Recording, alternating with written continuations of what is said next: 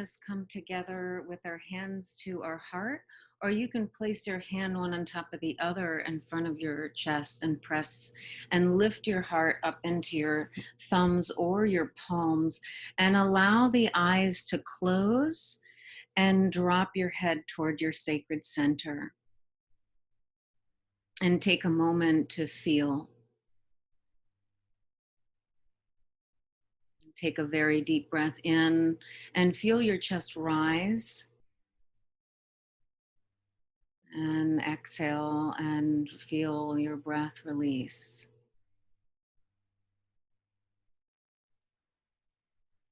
Let us all come together in the space of the heart, the space of deep wisdom and all-knowing, your sacred guide, the place that is unwounded, perfect, whole, and complete.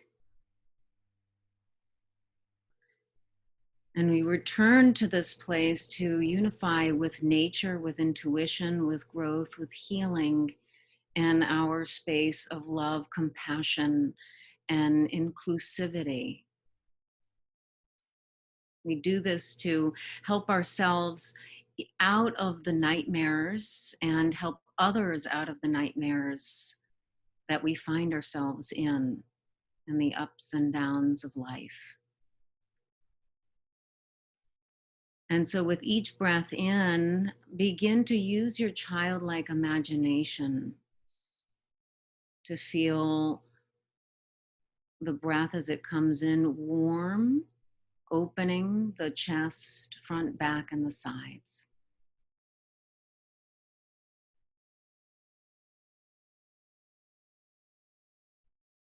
And in your imagination, bring awareness to a place that you've gone to, or perhaps somewhere that is in your imagination that brings peace and well-being. Somewhere where there begins an internal smile. And with each breath in, this internal smile and the sensation begins to expand. This sensation of joy.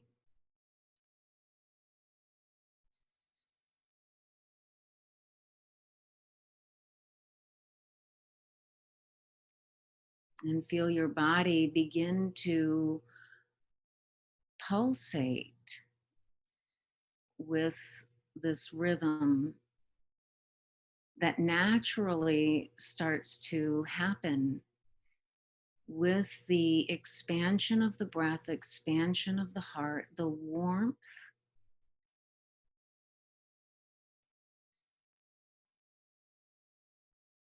and a sway begins to rise. Perhaps the body begins to also move.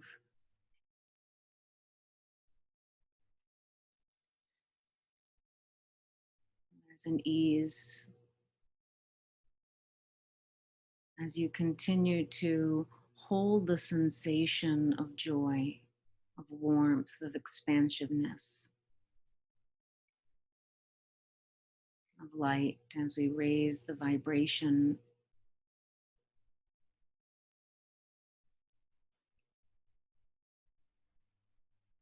Connecting with that part of us that is whole and complete, unwounded and perfect.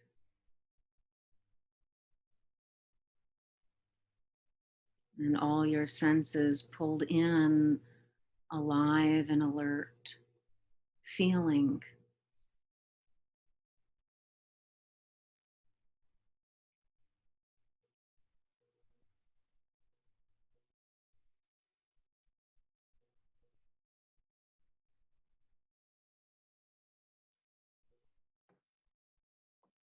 Bringing in your intention, the intention of the collective, all of us here together. The part of us that is love, self-love that guides us for betterment to make choices and decisions that enhance our well-being, that say yes to life.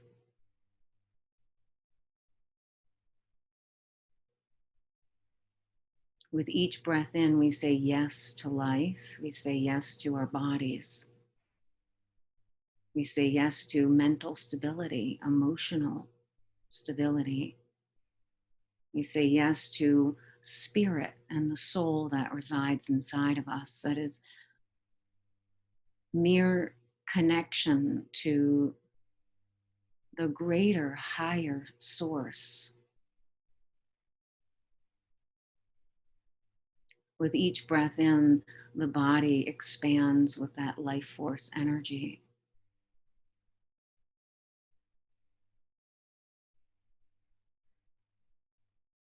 With each breath in, the body is warm and at ease.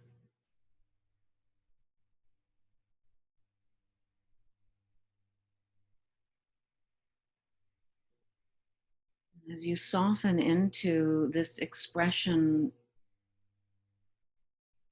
and this sensation of divine heart space, you can imagine everyone together in a circle, holding hands with a firm squeeze, sharing that same one heart, one beat,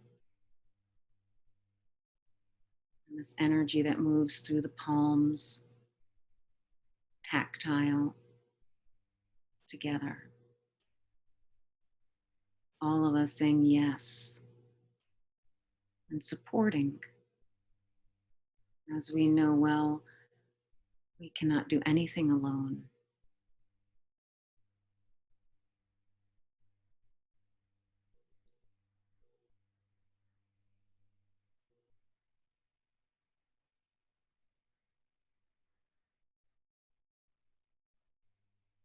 And so with that, we release the hands in the imagination, and we feel our own hands, which are extensions of our heart, pressed towards ourselves with the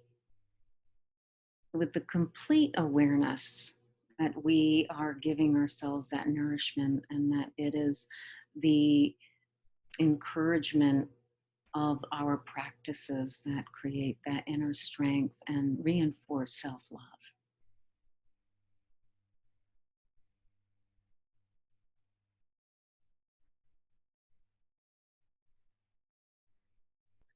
And taking a deep breath in and release. In gratitude for being here. And all of us together.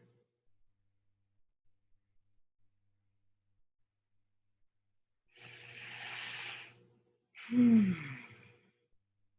with a smile, let us all open up the eyes, coming back. So I'm very grateful to be here. And as we can say very easily that these practices work, right? When we move our attention into our heart space, something magical happens. And that's where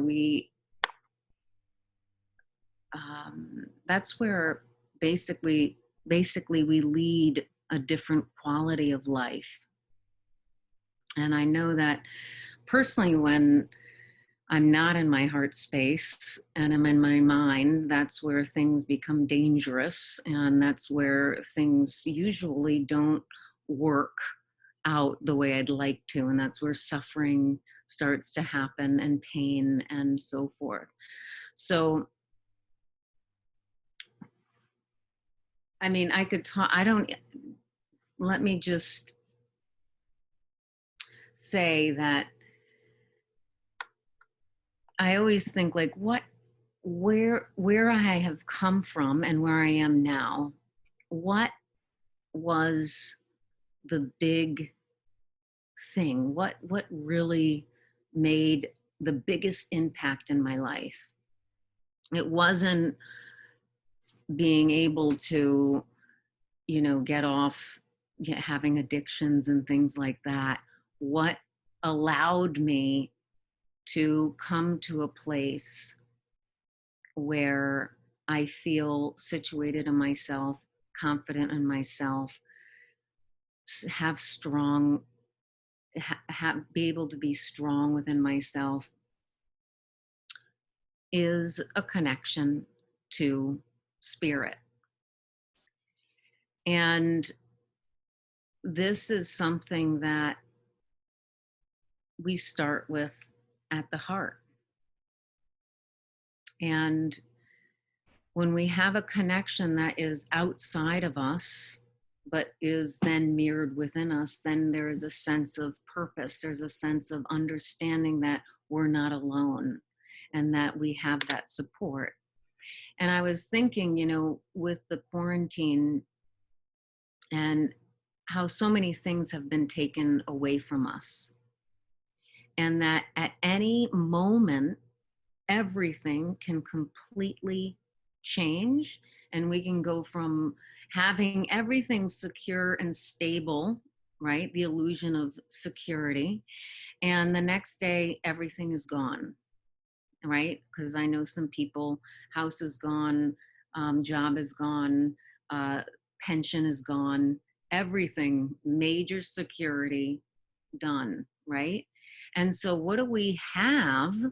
The only thing that we really have is ourselves and our connection to spirit and God, love, source, whatever it is that we can call this amazing, magical force that is making us breathe, right? The breather.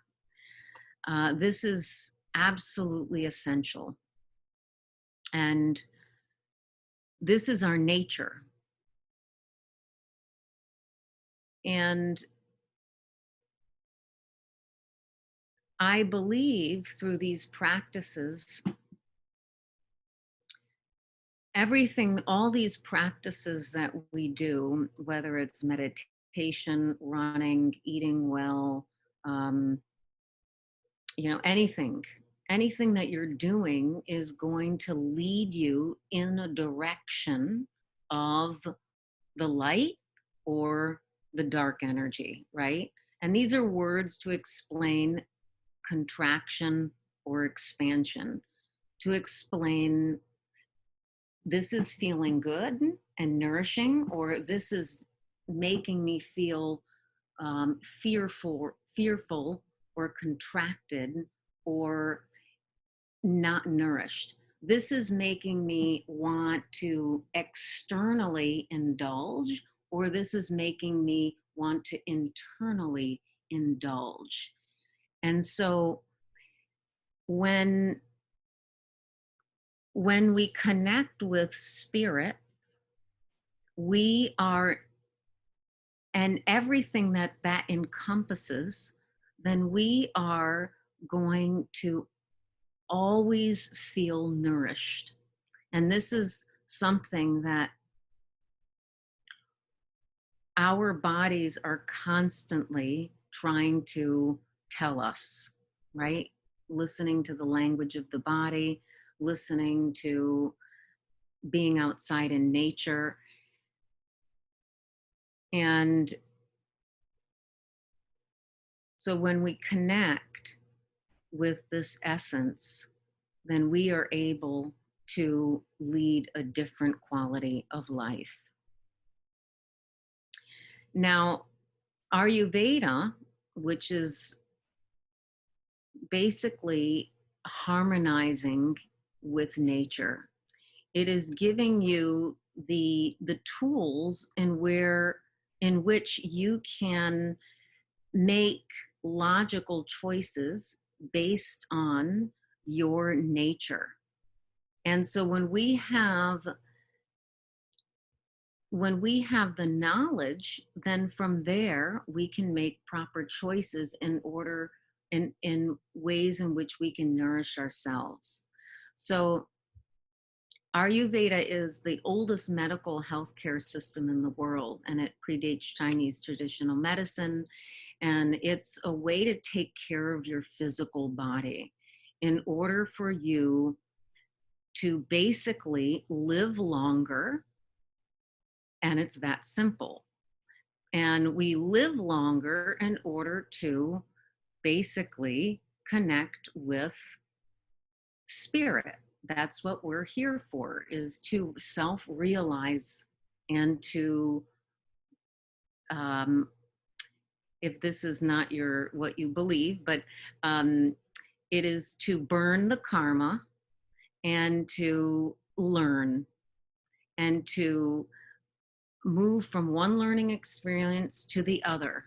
And this is the way that why we are here is to have the strength and the support and the health to manage the things that we are here to learn. And that's very difficult, because when there are many choices that are not healthy but feel really good and numb, and then there are choices that take effort and patience and time that work really well but are not going to give you that immediate numbing response, and you're desperate, what are you going to pick? And so that's the danger, is if you don't know who you are and you are being led and and controlled, excuse me, by your mind, and you have not developed a connection to spirit, and your mind is going like this, what is the natural thing to do is quickly get it to stop and numb. And we don't do it only with drugs and alcohol. We do it with a whole bunch of other things that are very socially acceptable. And the key is to, and these are things that I have come to realize from all my studies and experience and my own personal journey, is there's three things that are absolutely essential, and it's not rocket science. One is relaxation, and two is purification, and three is heart love. Now, relaxation is the key to everything that we ever do. Everything that we are doing as with regards to um, yoga, meditation, every single thing that is a tool for the mind is to create relaxation. That's it. So whether it's breath work, whether it's sitting meditation, whether it's active meditation, whether it's yoga, I don't care what it is creating relaxation in the body. And it's when we create relaxation in the body, we create relaxation in the mind. And then why? Because when something is relaxed, then you can see clearer, you can hear clearer. It's like the snow globe, that when you shake it, right? This is the way that we are living a lot, is in a snow globe. We're talking fast, we're moving fast, we're doing a lot, we are multitasking, we're on electronics, we're not getting enough of nature. All of these things create wind, or what they call vata.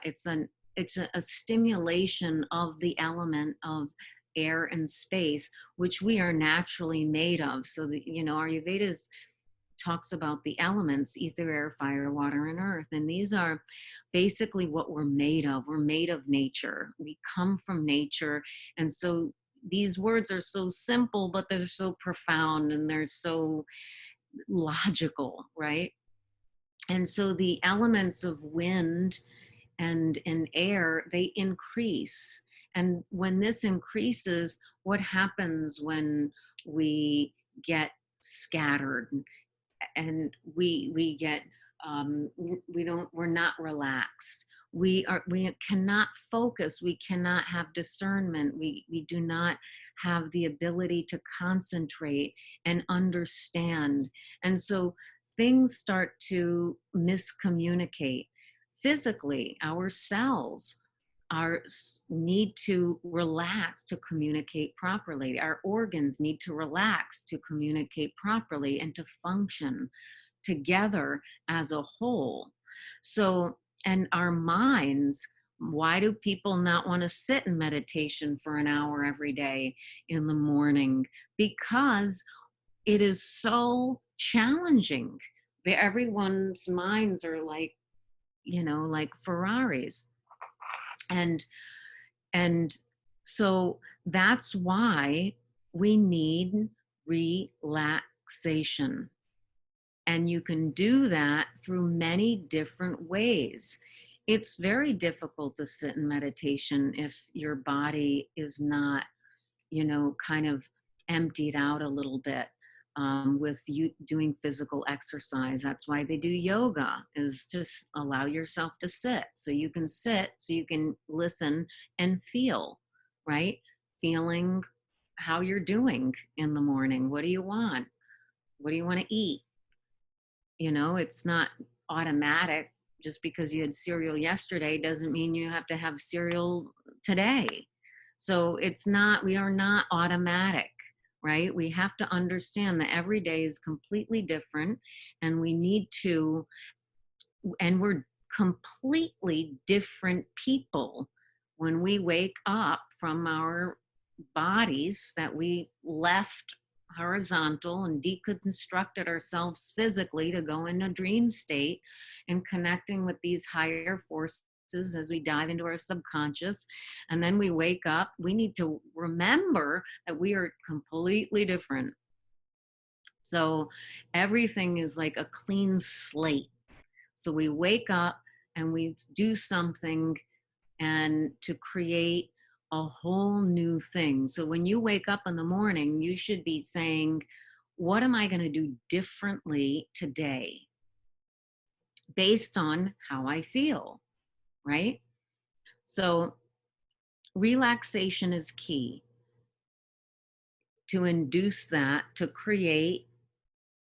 At the end of the day, we will impact physiological, mental, emotional, and spiritual. These are the four things, right? To make a person feel whole and complete, to feel good, right? Someone goes to the gym, they look great, right? And we can say, they're fine. They look great, look, right? But we don't know, right, what they're eating, and we don't know if they really love themselves, right? So we need to. And also, you can have someone that loves themselves, you can have someone that eats organic food, you can have someone that goes to the gym. Now are we going to say they're healthy? Well, do they have any relationship with their soul, with their spirit? This is absolutely essential, right? Because that is a deep connection with self and purpose, and having that divine channel that you can call upon when things hit the fan, right? So relaxation is one. Second is purification. This is absolutely probably, I mean, I can't say one is better than the other, but purification is the art and the act of deliberate clearing and cleansing on all levels. So we need to be able to cleanse our bodies with food and to cleanse our mind, cleanse our emotional state, and to then to connect with spirit, right? So cleansing practices, whether it's doing breath work. Breath work is the act of cleansing your pranic body. And this is, we're all the entire body are channels, right? Nadis, pathways, where everything is a channel that is linking to your emotional, linking to your mind and your physical channels in the body. And so in yoga and Ayurveda, we know that these channels can get blocked energetically. And then that causes stagnation. Stagnation causes pain. Pain that we feel literally in the physical body. So we know that by now we know that emotions can over time manifest in the physical body. We know that anger lives in the liver, grief lives in the lungs, fear lives in the colon. We know these things. And so by knowing our emotions, feeling them, we are then also helping our physical bodies release stagnation and release any form of potential toxicity buildup that can then develop into disease. And this is the premise of Ayurveda, is we know that everything starts with a thought, starts with a feeling, needs to be digested, and it needs to be released, whether it's a mental thought or whether it's actual food that is toxic and or that is eaten in a way that's inappropriate. So purification methods are absolutely necessary, and that could be in the form of not eating, like not snacking, for example, is a form of purification because you're allowing time and space to move that pure energy and help with your digestion and help with moving toxicity out from one of the major channels, which is your GI tract. So, and 70% of all disease stem from the mind.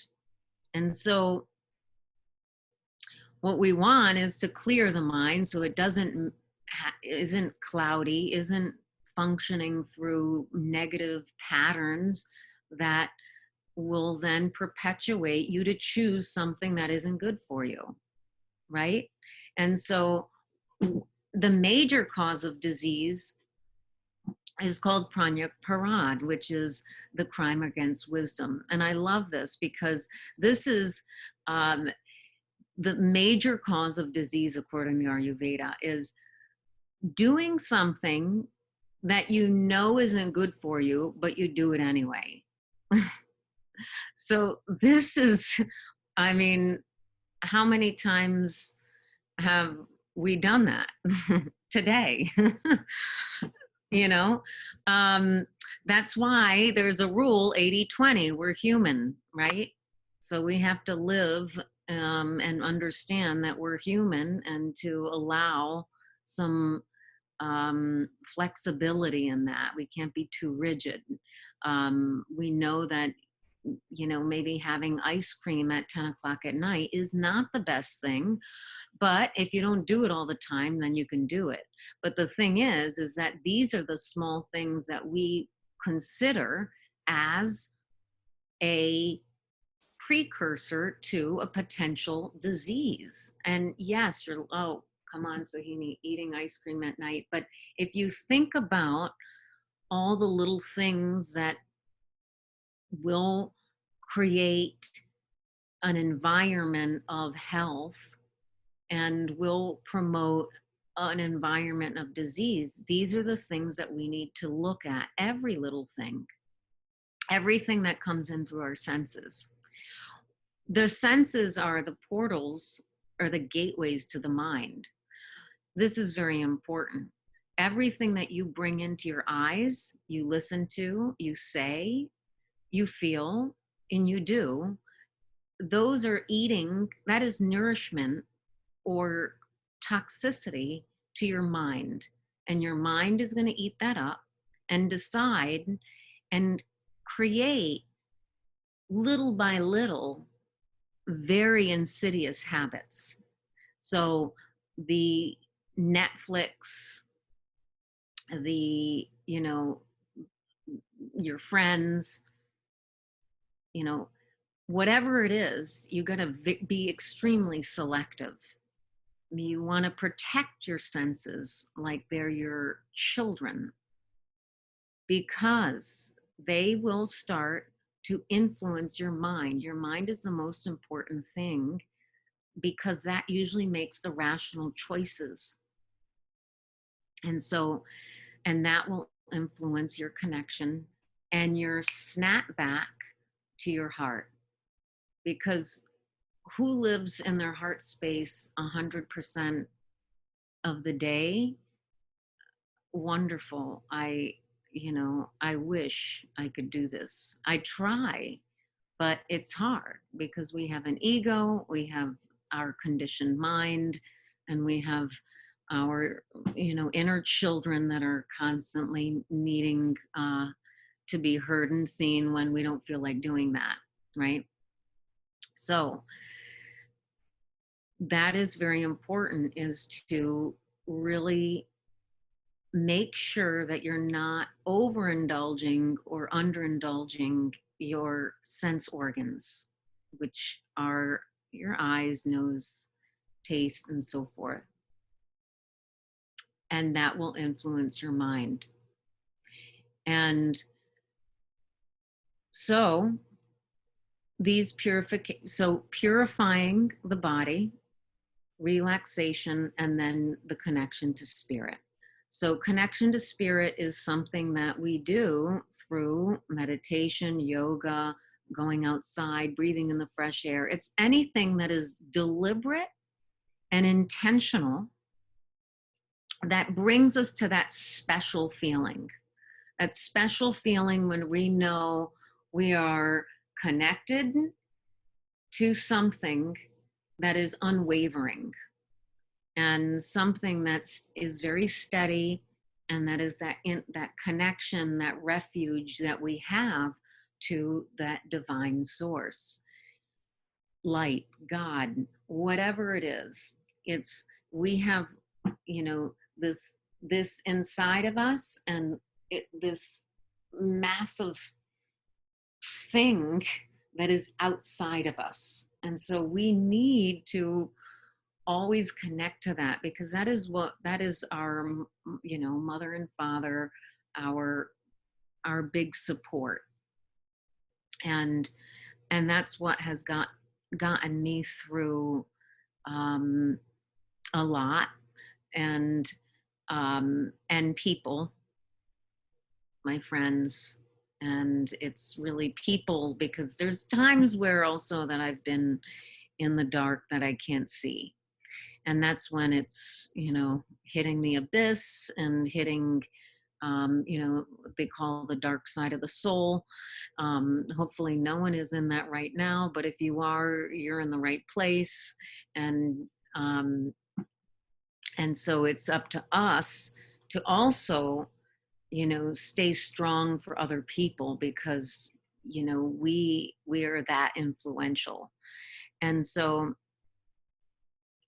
a part of my path was, the big part of my past was having that spiritual awakening and connecting to meditation, um, connecting to myself, because I was running far away from myself for many years. And I knew that, and I had one option, and I had two options, and one was not happening. So the other one was, all right, okay, I'm going to go inside. I need to go and listen and feel. And so I did that, and it was amazing, and hard, and uh, but I was able to connect with something that was far beyond my imagination.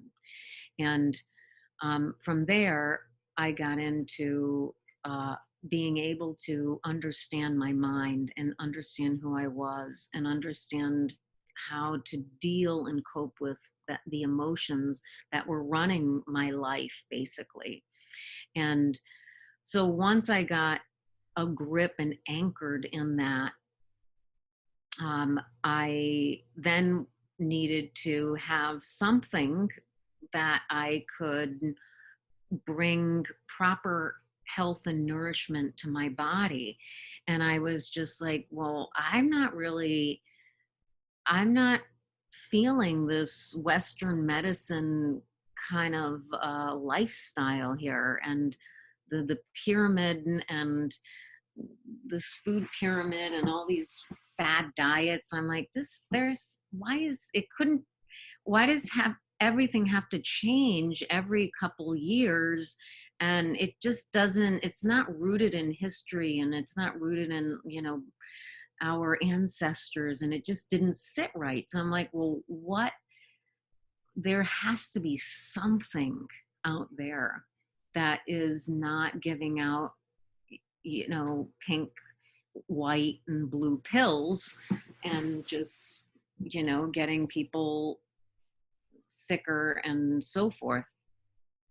So that's why I eventually found Ayurveda, which was a complete godsend. And so I had meditation and yoga for my mind, and I have Ayurveda for my body. And this is basically how I take care of myself. And it has definitely changed my life. I feel better. I look better. And I have that, solid stability and confidence that I never had before. And these practices, they work. They work because I know who I was before and I know who I am today. And so, um, and I want to come to something which is connected to everything, and that is the power of routine. And before Ayurveda, I was not someone that was doing any type of routine. I was completely random with everything. I felt like, oh, that's if I do something every day at the same time, or if I do something that was monotonous and just repetitive, that was boring. It was cutting my freedom. Structure is not cool. I'm going to live the way that I feel. And, that is just, I was like totally against all routine, and I frowned upon it. And I just, it wasn't in my nature. And because a part of my nature is very vata, which is, does not like routine. And so Ayurveda is all about routine. And I was just like, okay, well, I have to embrace Ayurveda, and I have to, there has to be something about this if they've been doing it for 5,000 years. What's this all about? So I started to get on a routine. And what is the opposite of a routine? Is random, scattered, unpredictable, um, not stable, unsteady, right? Just all over the place.